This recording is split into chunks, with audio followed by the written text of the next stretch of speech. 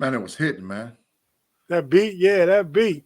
Steeler Nation, what's happening? Thanks for joining us for another Wednesday night episode of the Pump Your Brakes podcast. I'm one of the triumphant threesome. I'm your boy Tate with the triple OG homie, Shannon White. And we got the little fella in the building, Big G. You know why we call him little fella? Because he liked the color a lot. That's why you're making them signs. Love him. Love. Listen, for all y'all that's out there rocking with us on the Pump Your Brakes podcast, Big G will take Crayolas for Christmas. Ship them. Inbox me. Inbox me on Facebook. I'll send you my address. Right. Hey man, go ahead and get your folk to get the algorithms up, man. Hey man, they already doing a good job over in the rhythms already, y'all. But you know how we do. Make sure you mash and smash the like button tonight, even before we start with the content on Steel Curtain Network, Pump Your Brakes podcast with Shannon White, Triple OG, Tate Boy Fresh. And we appreciate y'all because the rhythms be rocking and rolling how we get down on a hump day, Wednesday, in the middle of the week, right before we get to mash on them Cleveland Browns. So let's talk how we talk for sure, on the Pump Your Brakes podcast. Shannon, what's up, man? How you doing? I'm doing great. We was having a real good conversation before the show, so I'm ready to continue. We were. You and Big G took it back old school. You talking about football. I'm talking about the movie y'all talking about, though. Y'all thought I didn't hear you because I was doing something, but I heard you talking about The Last Dragon with Bruce Leroy. Oh, yeah. Classic. Top 10 underrated movie of all time. Oh, yeah. Showing up, we talking about Kiss My Converse. Hey, let me ask you this, Big G. Yeah. Shannon, if you saw it too, what y'all think about The Fish to Save Pittsburgh? Oh, my God. Top 10 underrated all-time movie, sports movie, too. They need to remake it. I've always been a huge Dr. J fan, so, yeah, I enjoyed that. Right. Dr. J was my guy back then, man. Oh, yeah. Yeah. Man, hey, Big G, what do you think Dr. J's career high in the game is? 60. What do you think, Shannon? 44. Ooh, you know who's closest? Shannon. Oh. 45. Yeah. I was probably watching it. Never hit the 50 mark.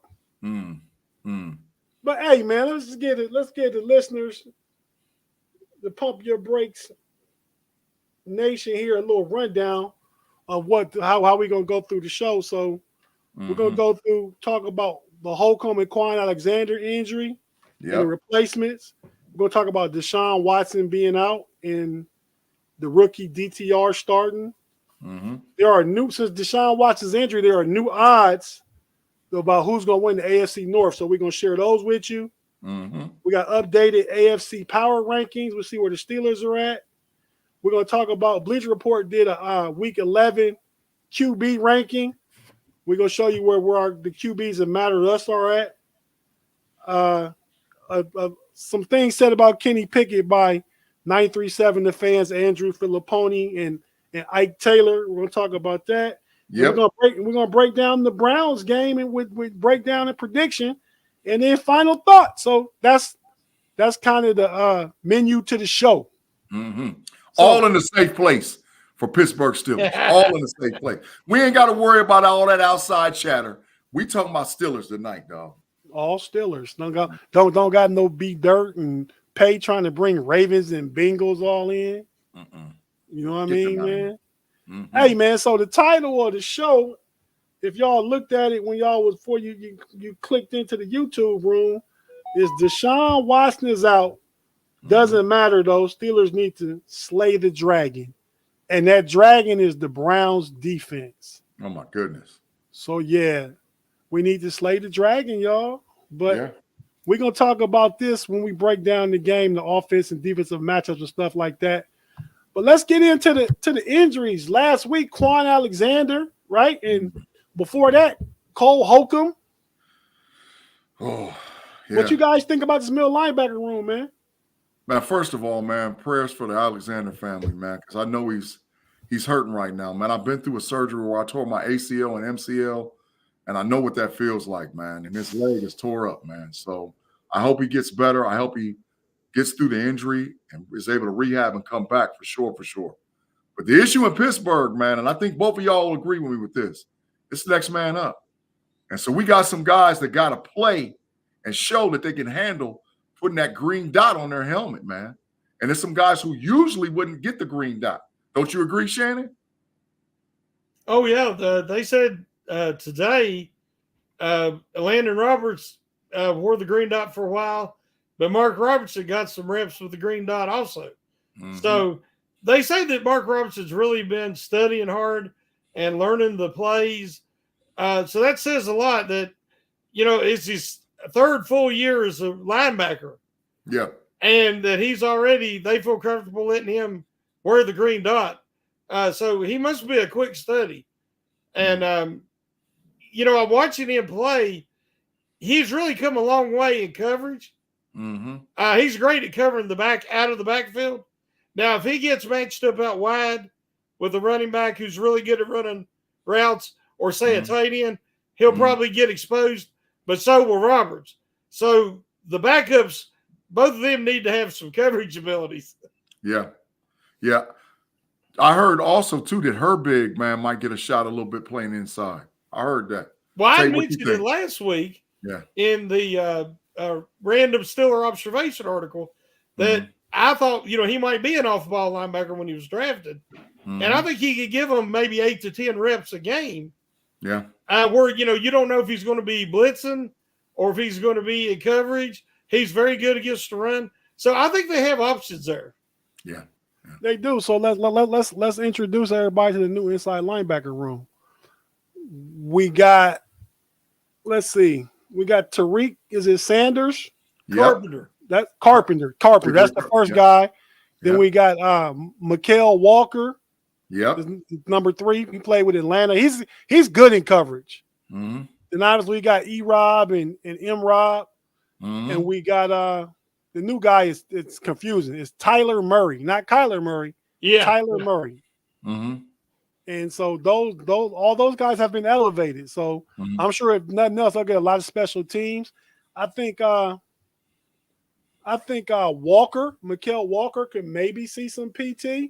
Mm-hmm. He has a lot of pro exposure. He played a lot in Atlanta last year. Mm-hmm. He had 20 starts for the Falcons. Yes, he did.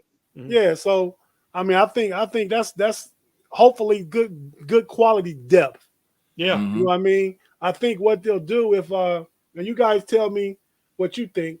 I think what they'll do is if Keanu Neal is healthy, they'll move him down as a dime backer quite a bit. Mm-hmm. If it's not obvious rundowns, if it's 2nd and 9, 3rd and 7, I think they'll play him. I think on first down you're gonna see a lot of Mark Robb with Landon Roberts. Mm-hmm. But what do you guys think? The newness of the inside linebacker room for all the Steeler fans that's out there and watching, the difference is that Holcomb and Quan Alexander were really downhill linebackers. They played to press the run. Quan could run, don't get me wrong, but this new batch of Steeler linebackers are going to be playing at the inside. These guys are fast. There's really not a thumper in that group. They can cover cross routes. If they get caught out in the wash, on a cross route or in the middle of the field, they can stay with a wide receiver or a running back, which is a little bit different than what we're used to having in Pittsburgh, because the linebackers normally to play in the middle are straight thumpers, and they bump the middle of the offensive line to try to make sure that the outside guys can get pressure. So it's going to be a little bit different. Shannon, do you agree? I think that Holcomb and Alexander are actually better coverage guys than a lot of people realize. And they were so well-rounded, if they were out there, you didn't have to worry about subbing. The problem now is we've seen Roberts get caught in some coverage, and he struggles. That's not his strong suit. Now he hustles, and he's right behind the play, and he's a really reliable tackler. And Mark Robertson, I believe, will be able to – he has the athleticism to develop into a better coverage guy than Roberts. Yeah. But again, he's new. So when you talk about Carpenter is a converted safety. He's a better cover already than Neal is. See, Neal is not a good cover guy. So I would like to see Carpenter get some play there. Tyler Murray when I looked up everything I could find on him today, the Steelers are familiar with him because he went to Charlotte for a while. Yep. So he knows Highsmith and Ogunjobi. Mm-hmm. And then he went to Troy, and then he finished up at Memphis. And if you watch his highlights, and there ain't a lot out there, but he seems like he's smooth in coverage. And as you say, that's good because if you have him and Walker, which we know is a legit cover, inside linebacker, and even Murray maybe down the line, that's the thing they need that they've lost so much of that I believe that will help them weather this storm. Yeah. Because at first I think there could be, mainly communication issues. I'm hoping that Robertson, whoever has the green dot, that it doesn't affect their instinctual play. Because Robertson's been blowing people up. Mm-hmm. Yeah. So I think I agree with Shannon. I think Holcomb and Alexander are better in coverage because of their experience and the cerebral way they play the game because of their experience. I think all the other guys are better athletes right now because they're younger, they're better athletes. Like I think Mikael Walker is like 6'3", 230, 235. He's a nice athlete out there in the middle of that defense. Now, do you know what to do and can you execute the game plan? I don't have a problem with your athleticism or your football play. Just can you follow the plan? Well, that comes down to two, Tate, where I think that they're going to be a little bit more aggressive on defense closing out the last half of the season. Because you can't play cover 2 and cover 3 when guys really don't know what the spacing issues are and how you pass one guy off to another. So what that means is that forces them moving from a vanilla cover 2, cover 3 to be more aggressive on the outside, which means now you're sending more guys on blitz. Because it's instinctive. So you got to go. You got to go. This could be a blessing in disguise. That's one of the things me and Shannon was talking about earlier, and he's not so sure they're going to do that. I think you have to do that because it takes a while to learn calls and codes, and if this guy shifts, what guy passes him off to this zone. Zone from an average fan seems easy, but it's not. It's very complicated. Especially this week against a rookie quarterback. Now, next week against Burrow, you might have to make some adjustments. Yeah, facts. If against Joe Burrow, I would play man press the whole freaking game and just try to kill him. I mean, that's how I would play. I would put Peasy Jr. in man press against Jamar Chase, have him follow him, and let everybody else mix up the zone coverage and fire dogs and everything else. We got a comment. We got a comment from Wes, and I was reading the same thing. And when you watch Walker has got slow reaction time, so he's kind of late. I don't know if you all remember Williamson when they brought him in, Avery Williamson. Yeah. Williamson, he absorbed the action. He made a lot of tackles for the Jets 5 to 7 yards downfield. So his tackle numbers were inflated. But because it was slow reacting and he didn't attack the line of scrimmage, that's why Walker's really good in coverage. He's very athletic, but against the run, he is not aggressive enough. So, they're going to try to limit him and make him just part of the rotation. So I think it'll be okay. Yeah, I agree. Yeah, against a quarterback like DTR, I think he can make a good spy. Yeah. You don't ask too much thinking from him. This is your job. This is what you do. You got the running back. Yeah. Keep it simple. Yeah, so we agree there as far as the new linebackers. Now, today around 11 o'clock this morning, 10:30, 11 o'clock, we got news out of Cleveland that DeShaun Watson is done for the season. Adios, muchachos, my friend. Adios. Got it. That's advantage Steelers.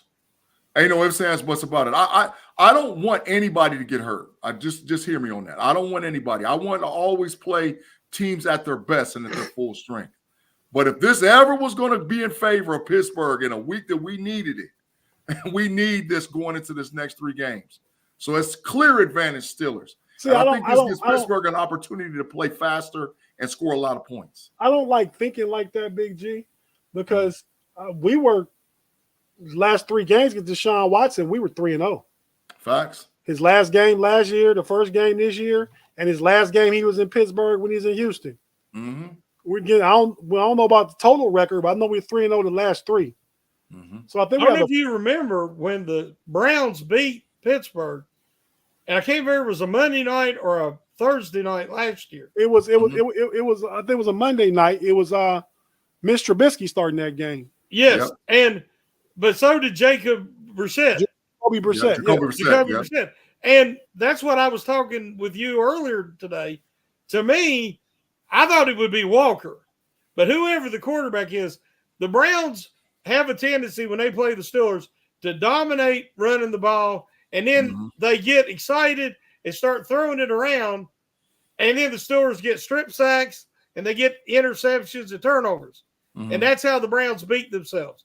Now, the Browns, I don't think, are going to get pass happy, and I think they're going to stick to the ground game and pound at the Steelers, and it's up to the Steelers to stop it and make them throw. Because I think that they won't outthink themselves, which Stefanski has a habit of doing. I don't think he'll do it this week because he doesn't have the quarterback. So I agree with what Big G said. I never want to see a guy get injured. If you beat somebody, you want to beat them at full strength. If you beat them with a rookie quarterback, it's not the same. They're going to out and say, "Well, we'd have won the Super Bowl this year if we had DeShaun Watson." I'm wrong. That's going to be the big excuse. Take a lap on them. Let me tell both y'all something y'all done heard before. We're not going to apologize for winning. That's facts. I mean, listen. But I think I know the reason why he's starting DTR.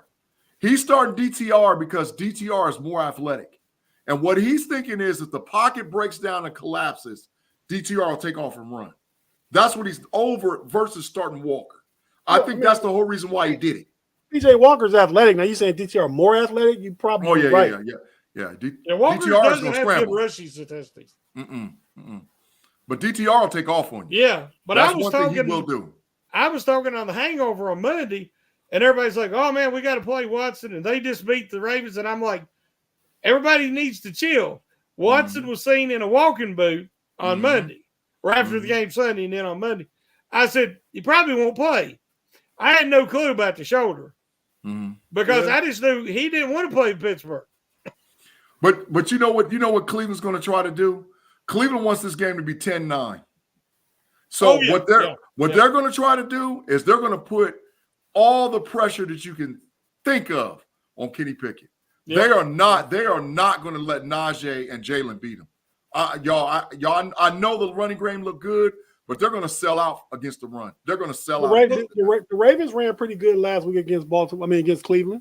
Yeah, but they're scared of Jackson. They're not scared of Pickett.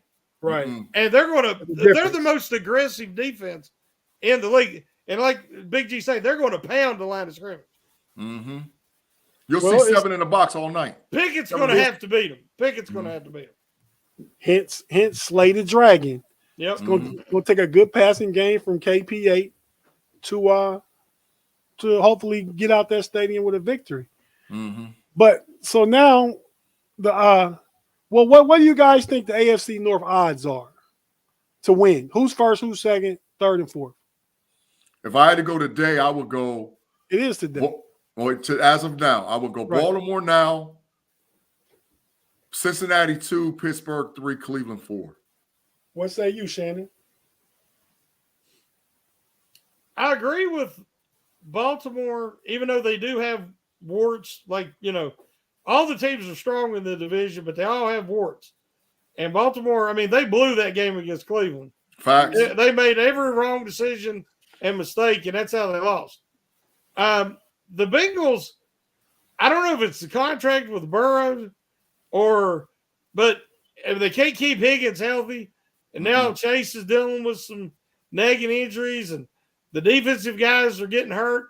It just don't seem like they're necessarily the team of destiny like the last couple of years. So I think the odds for me are about even between Cincinnati and Pittsburgh being the number 2 coming out of the division. But it's going to depend on can the Steelers develop their passing attack in the second half of the season. Well, Yeah. let me show you the odds out of Vegas. Oh, Odds to an AFC North after Watson injury. The Ravens went from 49 to 56. The Steelers went from 15.6 to 19.2. The Browns went from 28.8 to 16. And the Bengals went from 6.4 to 8.7. You got to remember, the Bengals got one AFC victory, that win against Buffalo. facts. Every other AFC game they played, they have lost. Tate Boy Fresh and Shannon. If the Steelers win these next 3 games, the Steelers is going to win the AFC North. I'm telling you flat out. If wins against Cleveland, Arizona, and Cincinnati, dog, we the champs. And I don't care. We still got to play Baltimore again. We the champs. I'm telling you right now. At 9-3, dog, unless we lay a monumental, historic egg at 9-3, we gonna win the division. We gonna win the division. If I remember correctly, after they play Cleveland, Cincinnati, I'm not counting them eggs before they hatch. Them 2 tough division games. But after that, we got Arizona, New England, and the Colts. Them should be winnable games. That's what I'm saying. So even if we win one of this Cleveland, Cincinnati, and win the 3 we're supposed to win, we're looking at 10-4. Yeah. I think we realistically could look at 11-3. There's not a game we play in the next 5 that we should look at and be like, man, we're going to lose that game. I think realistically, we can win all 5. We can win all 5. And the division is ours for the taking. Like, because Lamar doesn't scare anybody. I'm just here to tell you, you don't scare me. That's week 18, so I'm not even thinking about that one. I ain't worried about him, but I'm talking about what we're going to do these next few weeks. Let's get it together. And I think that this is the time over the next 5 weeks that KP8 proves that he's our franchise quarterback. If he proves it these next 5, let's roll. Let's roll, dog. You know, and it's momentum for this young kid because he needs more and more and more experience. His guys got to help him now. Don't get me wrong. And, Shannon and Tate, by the way, I'm not killing Matt Canada all the way yet. I had him in a body bag, y'all. I was shipping him off in a body bag. It was adios muchachos, rest in peace for Matt Canada. These last 2 games, Matt done showed me something, man. He done showed me something. So I don't know. I don't know if it was the communication issue. Shannon know a little bit more about it than I do. But him down on that sideline done made a little difference. So I ain't ready to kill him. I ain't ready to ship him off. Not yet. Go ahead and still murk him, Shannon. I know you want to grab his neck. The difference in the last couple of weeks, I do believe there's a different chemistry and connection with the players when you stand on the sidelines and you could see what's happening on the field. You could read their body language coming off the field. I think it makes a difference and it helps an offensive coordinator. This early game plan isn't working. Let's get something going. I think that's important. But the main difference to me is the offensive line's coming together and they are executing. Everybody talks about the execution. Well, we're seeing it. The line's blocking better. Warren and Harris has holes to hit, has different reads they can actually make and not just run into the back of their offensive lineman. And Broderick Jones has made the biggest difference that I've seen one guy make. You put him on the left side, you put him on the right side, it doesn't matter. He makes a huge difference for everybody on the offensive line. Shannon, he is him. Line, Broderick Jones is him, Shannon. Oh, yeah. He's him. They still need to clean up their pass protection a little bit. And then, of course, hopefully then Kenny will feel more comfortable and will be able to make better reads and find guys when they are there. But luckily, most places he has one option. So hopefully we can start getting more than one, get Freiermuth back out there. Because let's be honest, CA3 is basically he's a gadget guy right now. A decoy. Allen Robertson's past his expiration date. So we're going to double team Pickens, and he has one option to throw to. If you don't throw it to the back out of the backfield, get Pat Freiermuth back and use him as a receiver, not as a blocker. Leave Washington blocking, but have Freiermuth as a receiver and give Pickett another option, especially in the middle of the field, and we might be getting somewhere. Put Frymouth in the slot and leave Washington inline tight end blocking and can sneak out for a route too. Yeah. So I mean, you got 12 personnel, but you're not lining up with 2 inline tight ends. Exactly. You put and have Frymouth get those slot snaps over at Robertson. Right. I like that. Hey man, I gotta say this too, man. It's time for the Steelers wide receivers to level up, man. We going into the season, all three of us had super high expectations for George Pickens and Deontay Johnson. Yep. It's time for y'all to grow up a little bit, fellas.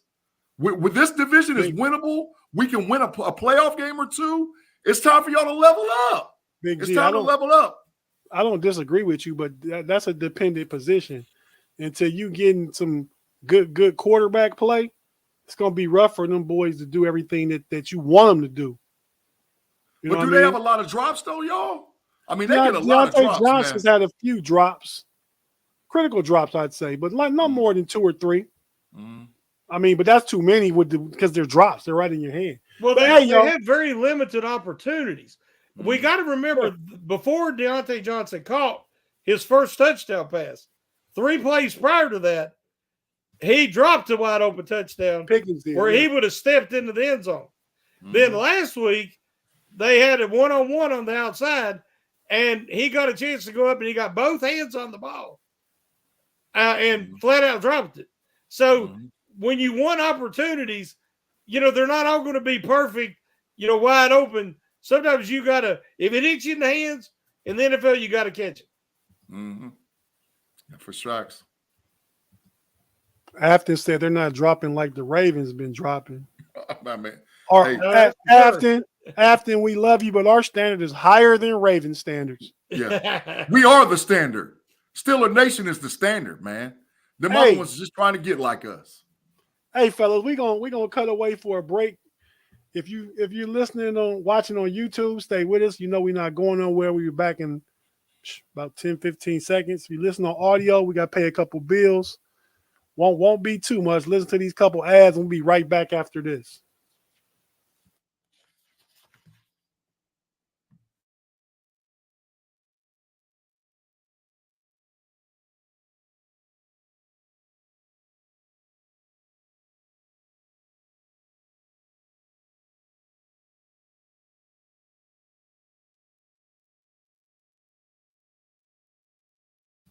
And we're back on the Pump Your Brakes podcast.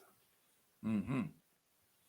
Wednesday night with the homies G and Shannon. Lit. It's lit. It is lit, man. Man, it's lit up over there, man. We up to like 125 watchers right now. But we need y'all to hit that like button, man. Hit the like button and smash. Hit that like button like beat the like button all the way down, man. Hit the like button, man, and so that way the rhythms go. Hey, man, contain your violence, man. Hey, man, this is a family show, but it's a safe place. And in the Pittsburgh Steelers, we're not necessarily known for violence, but we're known for physicality. Yes, we get physical over in Pittsburgh, bro. So all the fans know that. All the people that watch us know that. Steeler Nation, man, let's get physical. You right about that one. But hey, guys, so we're gonna get into more to the game. I want to play a quick clip from, I guess it was Tomlin's press conference the other day, where he talked about Kenny Pickett, right? Mm-hmm. Evaluate Kenny's performance, and do you need to see more from him moving forward? Certainly. Man, we're going to need more, particularly as this road narrows. But guys like Kenny and myself, man, we're measured by wins and losses.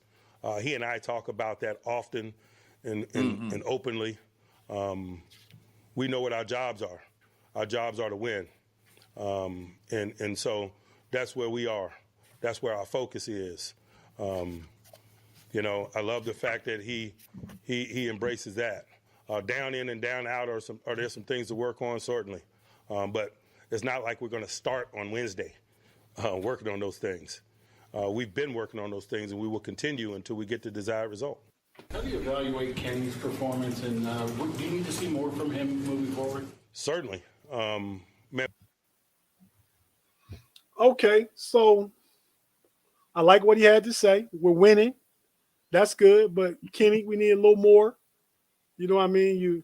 What do you guys think? Tate Boy Fresh as Shannon. You know what matters more than anything? Dubs. Agreed. We need dubs, bro. But Only counting horseshoe and hand grenades. I want dubs. I agree, Big G, but we got to find a sustainable formula though. Agreed. But we're a young team and we're trying to figure out our identity. That's the issue. People forget, and Steelers forget how young we are. We are a very young team. You know. So let me before I come back to Shannon, let me play this quick clip of what Mike Florio from Pro Football Talk had to say about the Steelers. And I agree. And if you listen to Jeff Hartman's Let's Ride this morning, he kind of hinted on this a little bit too. So just listen to what Florio has to say.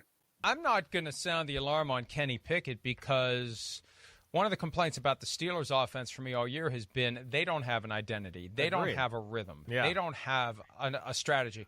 And, Chris, I meant to say this Monday. You know, as we're getting closer to the playoffs, the Steelers are finding their identity. And it's Jalen Warren for 101 yards and Najee Harris for 82 yards. That's right. Use them both. Use them effectively. That's right. Run. Play good defense. And that, what do we always hear is the formula for winning in January? What's the formula? It's run the ball and play good defense. I'm not going to sound the alarm on Kenny Pickett because... Go ahead, Shannon. I wholeheartedly agree because the formula, and he did not say it when he was talking about the formula. Yeah, run the ball effectively, play good D, but don't lose the game. And that means don't turn the ball over. I don't like to talk about it because I don't like to jinx it. But Harris and Warren have great ball protection. The Steelers don't put the ball on the ground. And that includes the receivers, the tight ends. And Pickett it's been driven into his head, protect the football. He does not throw late across the middle because that's the easiest way to throw interceptions. Balls get tipped at the line. They get intercepted. He puts the ball where his guy catches it or nobody catches it. Now, I kind of disagree with Big G and the aspect of the only thing that matters is a W. To me, this is the rebuilding season before a true Super Bowl competitive team, which would be in 2024. This year, I want to see progress from the young offense. Our defense is not that young. The offense is very young. I want to see them grow together to where they can be a true contender next season. Now, if they can win in the progress, that's great. But to me, development and improvement and execution is more important than the W. Because you can win a lot of games, one-score games like the Vikings did last year, and then get knocked out immediately in the first round of the playoffs. What did you accomplish? Were the Vikings better this year coming back because they won 13 games last year? No, they traded Cook or let him leave. You see what I'm saying? Every season is either you are a contending team or you're trying to become one. So I want to see improvement. This offense right now looks like the offense in the second half of last year. I'm still not seeing progress. Now, I know that part of the reason that Pickett hasn't progressed is he's in a stale offense that's not NFL caliber, and that's because of Matt Canada. They're trying to get better, but if what they're actually doing is getting back to where they were last year, and that's because this offensive line is gelling like last year's offensive line gelled after the bye week. So I'm not seeing the progress, even with all the extra talent that came in through free agency and the draft.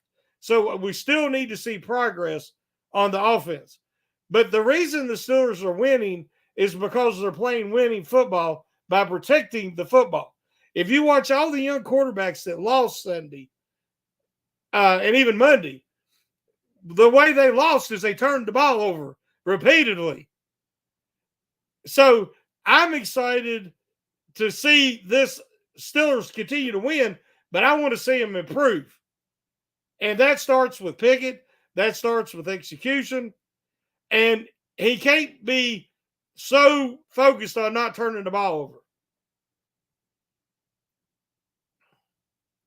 Shannon, your old buddy, the homie Jeffrey Benedict. What's up, Jeffrey? What he say? He said also, seriously, why should it take half a season for the O-line to come together? Well, it shouldn't. You made a change. Samalu. Yeah. But and then you're trying to work Broderick Jones in there. So there is two new components. Mm-hmm. But I agree with GB. I didn't understand why it took so long. We talked about it before the season, and me and Big G was predicting huge numbers for all these offensive weapons, but the offensive line was terrible in the beginning. Well, that was the long part, putting Broderick Jones in. That took forever, yes. Right, but he had to get confidence. And you know what? Chooks, stay over there on that bench. You ain't getting up off that bench ever, dog. You might get cut, whatever, traded. Chooks came in as a 6 tackle, though. I mean, get him out of here, dog. He's to the bench. the solidifying of Jones. Go ahead, what you said? No, I do think he has 8 games left in Pittsburgh. Yeah, that's it. Adios muchachos. He gone, dog. 8 games out. But Broderick Jones has solidified the offense. Him and Washington have solidified the offense. But I got just a quick question. There's a spin right on this thing. I think when Freiermuth comes back healthy, you're going to see a different offense by the Steelers. I really do think so, man. I hope so. I think they're going to take advantage of the middle of the field. So that's a quick question. Is Freiermuth and Minka coming back, or we won't know till tomorrow? I go 85-15 and Muth plays. Minka, I ain't sure. I still go about 50-50. But I think Muth is in. I don't think we'll know till Friday. Yeah. Friday? Yeah, I think Friday will be if they're full, then I'll feel good about it. Yeah. But with a healthy Muth in that offense and Washington, and that's that 12 personnel that all of us has been trying to talk about all year, Washington and Muth is dangerous, y'all. It's dangerous. That's a whole different ball game than Hayward and Washington. I like Hayward, though, but Muth is a better receiver, bigger target, but not as good a blocker as Washington. He might not even be as good a blocker as Hayward, but he's definitely the best receiving threat, and I think that's what we need to open stuff up for the other wide receivers and the running backs and stuff. Freiermuth was a better blocker last year. He was. When he got that hit in the sternum, that first game against the 49ers, his blocking went downhill, before he got hurt. So I think that he's dealing with a core injury. But I don't think in a 12, man, I don't think you need him to do that. I think 12, Muth needs to be the guy and then switch up every now and then.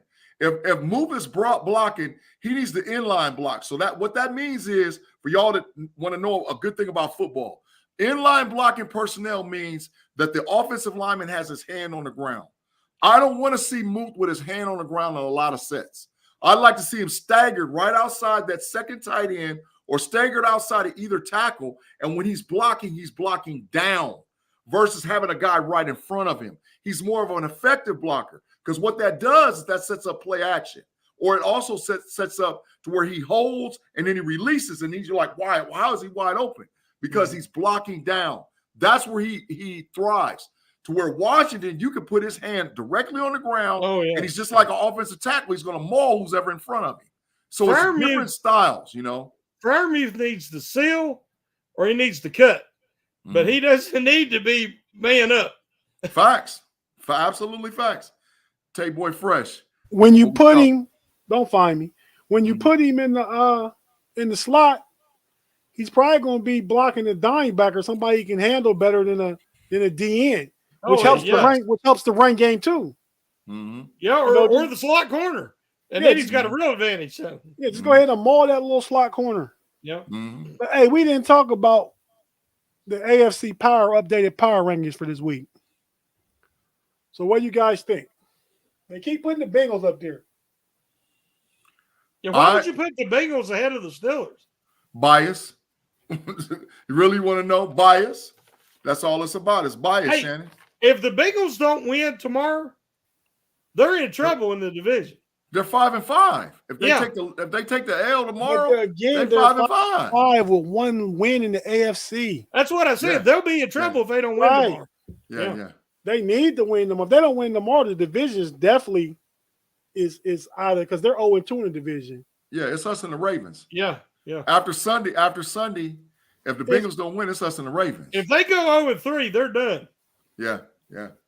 Facts. As far as winning the division. And I think once the Steelers find their identity, that's why I said these next 3 weeks are just huge. If we show that we can dominate over the next 3 weeks, dog, we're going to end up probably about 4th, maybe even 3rd on the list over the next 3 weeks. You got to look already. We already down the tiebreaker to Jacksonville. Mm-hmm. But they're a divisional winner, though, Tate. So they're division. They're going to win it. Well, maybe not. We'll be a divisional winner. Yeah. Facts. Hey, don't count out the Texans yet. Man, Shannon, I was going to go there. Don't count out the Texans yet. Mm. That's Stroud, man. Stroud is Dylan. I know it's a Steelers show, man, but I got to get it in, dog. You know where he's from. He dots that. Man, Cincinnati fans, I had some cousins and family that went to the game. They said they were so mad when they see Stroud go. It was like, he hit him with the OH, man. He did hit him with the OH. I don't know why they was mad. He's representing, though. Yeah. But I think the teams at the top, they all have better quarterbacks than Kenny Pickett. Yeah, agreed. Tate, the Jaguars made a huge mistake by disrespecting the terrible towel. Because nobody's talking about it, but they haven't scored a touchdown since they did that. I want Jacksonville so bad in the playoffs. I want them so bad. I want to play them in the first round so bad in the playoffs. I think that's a good matchup. You stay where you at, you might get them. If I was the coach, I'd tell my team, don't ever disrespect the terrible towel because it never ends well. Mm-hmm. Okay, so Big G and Shannon. I just mentioned the quarterbacks. Mm-hmm. So best quarterback in the league. Both of y'all tell me the best quarterback in the league. My homeboy. Mahomes. Okay. Worst quarterback in the league. Danny Dimes. Trash. Full trash, scrub, whatever. Man, let me get my sign. He gets the ultimate dragon scrub, man. Danny Dimes, horrible. Why you say full trash? He full trash. Tire fire, dumpster fire, full trash, whatever kind of way you want to put it. Danny Dimes. Try. Full trash. That's what he is. Horrible. Shannon, who's the worst quarterback?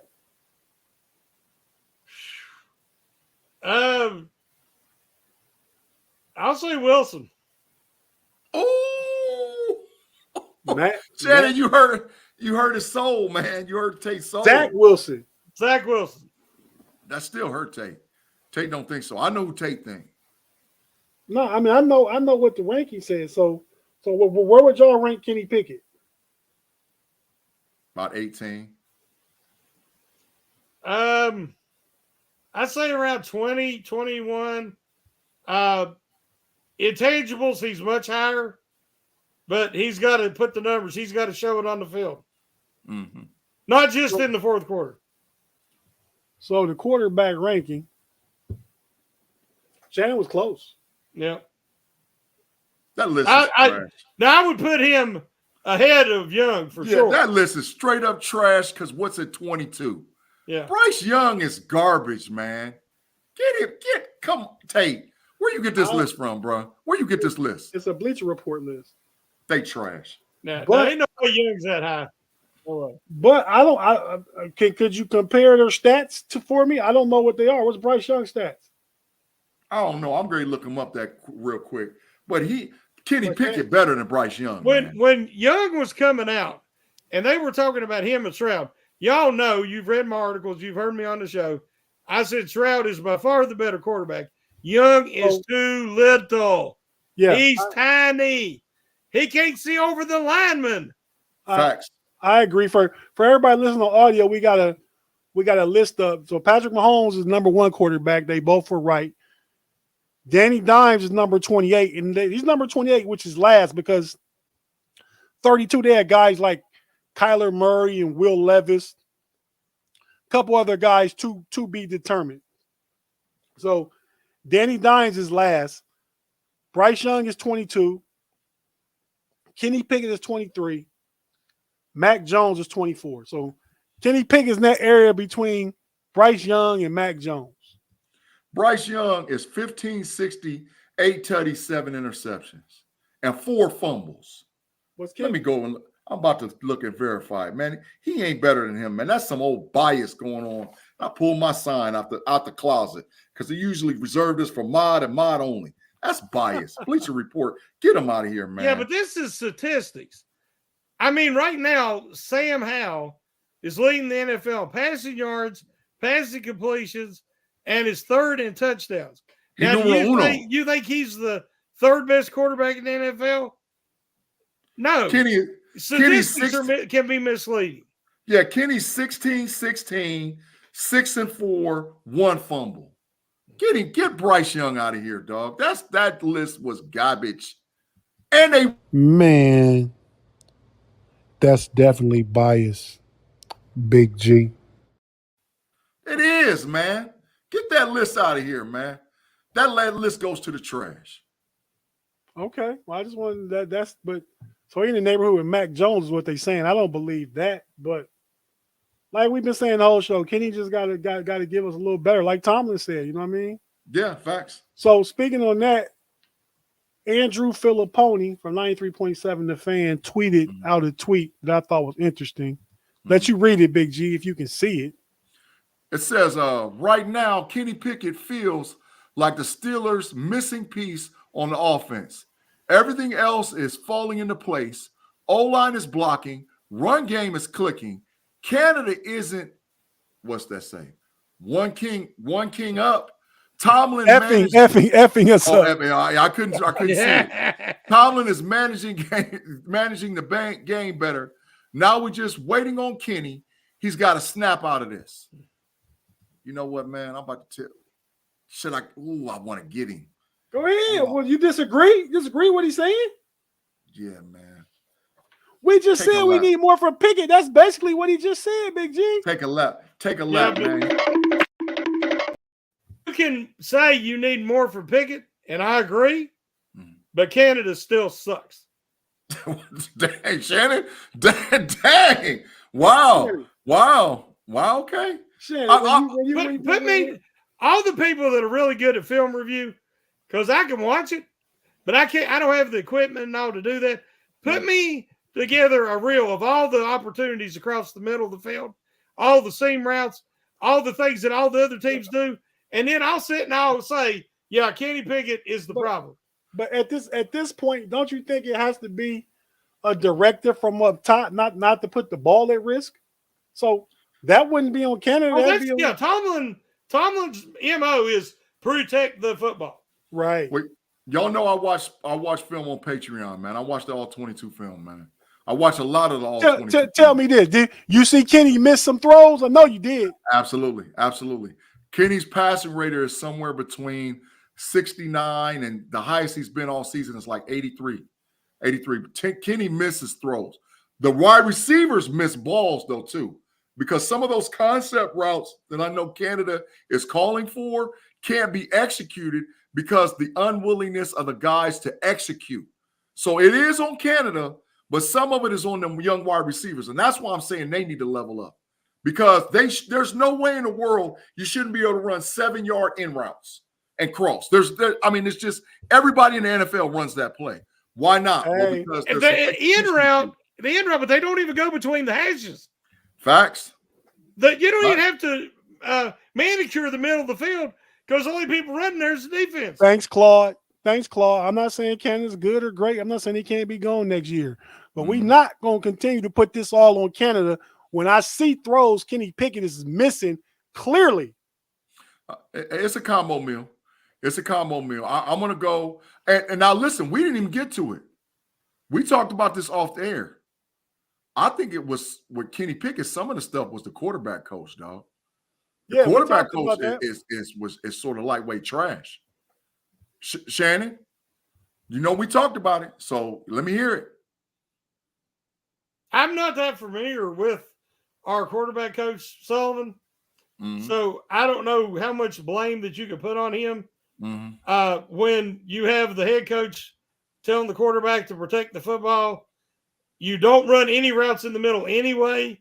Mm-hmm. And on most of these routes that we see Kenny miss a guy, he might have one guy open, and that's NFL open. So why yard separation? So why does Sullivan get a bye but Canada don't? Because Canada's the one that's putting these game plans together that does not use the center of the field. Now, Kenny's progression, ability to make progressions and reads, and his progress, I don't know if all that falls on the quarterback coach or not. So for all y'all that's watching us and listening to us on audio, translation, Shannon just told Tate Boy Fresh, go kick rocks. Because don't try it, buddy. That's what he told him. He said, go get the kid. Mm-hmm. So word on the street, this is how we get out on Pump Your Brakes. We be out there with our ear to the street. Facts. But is that part of the reason Canada got the directive to come down to the sideline because Mike Sullivan has not been doing a good job with Kenny. And Coach Tomlin want him to be able to talk directly to Kenny between drives and everything else to see if that helps. Now, statistically, hasn't helped anything. Mm-hmm. Run game, talk to the lineman maybe. Facts. Find out what's working. Direct to the OC. Maybe that's why they, running so many of them traps and plays where Siamalu pulls to the right side and Broderick Jones pulls to the left side. I mean, they blowing people out the holes. Man, I told y'all I saw the all-22 film. Broderick Jones came across against the Packers 3 times, and you lost the defensive lineman that he cracked. Like, that's what you consider. You don't see full pancake blocks in the NFL. And I'm telling you, I seen him just straight up maul the dude. Y'all gonna remember this guy. He never did nothing in the league. You know who had the best pancake blocks? Who? Shannon. Michigan State, 1989-ish, 90-ish. Oh, what's his name? Tony Maranovich or what? Maranovich. Tony Mandarich. Mandarich. Yeah. He was trash in the league, though. He was trash in the league. He was number 1 pick, though. Mm-hmm. I'll tell you a guy who did do something is John Hanna. Oh, yeah. Back in the day, John Hanna, pancake boys. Mauled. Larry Allen. Oh, man. Larry Allen. Of course, Larry Allen was more recent than John Hanna, Shannon. You went back to Kenny Stabler's taking snaps. That's right. John Hanna was a man. Hey, Broderick Jones reminds me of a young Larry Allen. If I had Larry Allen, he more man. Yeah, he kills people, man. Down after that interception that time. Yeah, Allen was a freak. Yeah, 700-pound bench press. Man, Broderick Jones is nasty, bro. One thing that sets Broderick Jones apart is a lot of big men have got quick feet and can block other big men. Mm-hmm. Watch him when he gets on a cornerback or in a linebacker. He can block a moving target and put them in the ground. Run them all the way to the bench. That's right. He likes to do that too. The cornerback would be much happy to get mugged by Pickens than let Broderick Jones ride down on him. Oh yeah, mm-hmm. Facts. Hey, fellas, so we get to the end of the show. So y'all tell me, decide who you want to go first. Your key to the games and Big G. You hit it last week, man. The Steelers got them rushing yards you talked about. Yep. Hey, man. You know, don't make me go for the G-Stradamus, man. Just go ahead and hit it with the digital G-Stradamus. Hit him with it. Real quick. Hit him with the Ohio State crystal ball. Yeah. Big GC's way out there, man. Way out there, man. But Shannon, you go first, man. You go first. To me, the key is we talked a little before the show, is the Steelers staying in good down the distances with the running game. Slow down that pass rush by being able to get 3 and 4 yard runs and take them. Mm-hmm. Then the Steelers have got to shut down the Browns running game. and I mean limit them to 3 yards or less a carry, and make them beat you through it. I'm actually, and I hate to do it, but the Steelers are lose one, win two, lose one, win two, lose one, win two. I think this is the lose one. And that was going to be my pick before Watson went out. And I'm sticking with it. 20-13 Browns. Shannon, you about to get kicked the rocks, man. Get the kick in. Ain't no listen. I'm gonna hit you with another G Stradamus.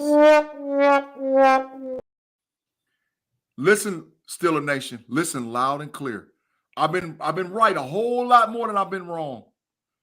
Kenny Pickett throwing for 250. He throwing for 250, 2 tutties. The Steelers are going to win 28-17. And the key to the game is going to be Pickett's accuracy throwing the ball. He's going to throw the ball because they're going to play 6, 7, and 8 in the box. And most teams are scared because they got Newsome, who might not play, and Ward, go Buckeyes, on them corners. Man, Pickens ain't having all that, dog. He ain't having all that. And if Moose is playing, they're going to put the fear of God in them boys, bro. One thing more I got to say is the reason I'm picking like I did is because I think that Terrell Austin is still going to try to play soft zone, and that's going to let the rookie quarterback get his timing and get him favorable down the distances. And then it's going to cost the Steelers this week, but they're going to learn from this and move forward, and we'll see more Darius Rush, less Levi Wallace. I think that it's going to take another loss before Tomlin is going to take some of that responsibility away from Austin. 3 turnovers for the Steelers. I hope you're right. I hope you're right. Turnovers. Super chat, Steeler D, $4.99. We appreciate the bread, Thanks, y'all. Steeler D. Yeah, fellas, y'all have the best, most entertaining #Steelers podcast out there today. Hey, man. Wow. We appreciate you, man. Without a shadow of a doubt. Thank you. Spread the word. Yeah, Spread the please word. do. We appreciate you, man. We appreciate you. Hey, yeah, Steeler D. Big G and Shannon, pretty entertaining, man. Yeah, As a matter of fact, before I give my keys to the game, since these fellas so entertaining, let's crash them. Shannon, man, what the heck is going on? He killed us again. He killed us again, man. Just fear, man. Just fear. Man. Hey, man, so my take on the game is I agree with Shannon, but I don't think there's absolutely no reason to sit back in soft coverage, soft zones and stuff like that. And you got a rookie quarterback playing his second game. He's not Will Levis. I like DTR. I like him at UCLA. But, hey, man, he's short. To me, this comes down to defense versus defense. And I think Kenny Pickett is better than DTR. And our offense can get to 21, and their offense can't get more than 13. Why y'all downplay the score, dog? We're going to put some points up. But go ahead, man. We didn't put points up last week against Green Bay. Why make them going to do it against Cleveland? We'll see. I mean, if the defense scored 2 touchdowns again. Hey, and when it happened, I want the show to start out next week with the G Stradamus intro. When it happened, because y'all going to be like, hey, man, this dude, man, For the intro? For the intro. Man. I like it. Hey, man, so it's a game. This is a showcase game. This where TJ Watt usually leaves Myles Garrett in his dust. Oh. So that's what we need to see happen. TJ get 2.5 sacks, some quarterback rushes. Highsmith joined the party too. Mm-hmm. What the heck? Wes says KP Wes. Wes. Hey, man, put him in the Matrix. put him in the Matrix, man. No, it's not happening, Wes. That's a bit much, Wes. Yeah, I'm afraid. I'll take it, though. You'll take it? No, of course I won't agree with it. I'll take it if it happens, but Wes got to go with, what's his name, Big G? Claude Bishop in the Matrix. No, him and Claude, but what's Keanu Neal's name? He's in the movie. In the Matrix. Neo. Neo, yeah. System overload. System overload. If the Steelers did do that, it would be system overload. Right. I'd pass out. Hey, me and Tate would be on the after thing, and I'd have signs hanging all off me trying to talk. Like, oh God. It was just too much. It was too great. Hey, Claude, I'm definitely with you, man. I mean, Claude usually in the Matrix. Wes, I'm definitely with you. I hope it happens, but the fact that you said it and put it in the universe, that's why you got put in the Matrix, bro. Mm-hmm. Got to pay attention to the Matrix. But hey, so let's go ahead and get out of here. Big G, Shannon, what y'all got going on, man? Shannon, go ahead. Do your thing, bro. Just the random Steelers observation article on Friday. Everybody's been participating and enjoying it, and I'm having a blast writing it, so check that out. Facts, Your article, definitely check it out. And the Hangover on Monday at 5 o'clock on Victory Monday this week coming up, because me and Big G claiming it. Shannon plan on coming to y'all to talk to y'all about the L, but me and G won't have it. Nope, ain't happening. Nope. And also every Wednesday, you know the big homie Shannon right here on the Pump Your Brakes podcast. So, Big G, what's up with you? Man, thank you guys for rocking with us and listening to the Pump Your Brakes podcast on Wednesday. We appreciate y'all. You can check me, Shannon, Tate Boy Fresh out every Wednesday because we gets down. Make sure you swing on over to the Homies podcast with me, Tate Boy Fresh, B-Dirt, and Payday live on Fridays on YouTube, and you can check us on Spotify, Apple Radio, and Google Podcasts. Then afterwards, make you swing over to Fans First Sports Network Friday night overtime with the same homies where we get into all sports and football talk. A lot going on over there. Make sure you swing Sunday to check me and Tate Boy Fresh out on the Know It Alls podcast on Sundays with me, Tate Boy Fresh, and mine. Don't forget about the Cavs podcast with me, Tate Boy Fresh, and Relly All. That's Rather Cavaliers, Cleveland Cavaliers. And finally, last but not least, the Level Up podcast on Mondays. Me, my boy Andy P. It has been off the chain over there. We appreciate so many of you guys coming over from Steel Curtain Network and supporting us on that show. Our show Monday was lit. We had almost 100 likes and 100 views on that show. And for us to be an up-and-coming brand new show, we really appreciate that over there on Fans First Sports Network. Hey, Big G, Shannon, breaking news. Yeah. Before we got on here tonight, I was in a meeting talking with Jeff Hartman. You know, Jeff, the head honcho here at Fans First Sports Network. Guru. Really. We salute you. Really good dude. He kind of started this thing from the ground up, the whole with the Steel Curtain Network. Now everything's growing. But you mentioned Know It Alls, Big G. The Know It Alls are moving to Fans First Sports Network. Facts. So that's breaking news. You'll be able to find our other podcasts that we do with Mod, who also work with Fans First Sports Network, on the Dallas Cowboy podcast, trash, and the Texas Longhorn podcast, trash. Full trash. But yeah, the three of us have a podcast we do on Sunday evenings. You can tune in on YouTube for that podcast Sundays at 6. Or now you'll have the option to listen to it probably on Monday mornings on Fans First Sports Network. Just search Fans First Sports Network, Know It Alls, and you'll find us. And it's good stuff, man. We just growing. Everybody's growing, doing more and more. So yeah, it's off the hook. It's off the hook. And we're going to continue to grow as a network, because let me tell you something. You can't get Steelers reference and information points nowhere else better than the Steel Curtain Network on Fans First Sports Network. I'll put us up against anybody. Let's go against anybody. We got them. Man, Moat's gonna come put hands on you again, man. Come on with it. I ain't scared. We're gonna be moving some furniture around. We're gonna be moving some furniture around here. I ain't scared. Come on with it. Hey, man, we about to get out of here, man. Thank y'all for joining us. If you're still here and you ain't hit the like button, hit the like button. Hit the like, get them rhythms up like Big G like to say. Yeah. And Shannon, he ready for the beat, see? Shannon ready for the beat. Hey, man, go ahead and take us home, Shannon.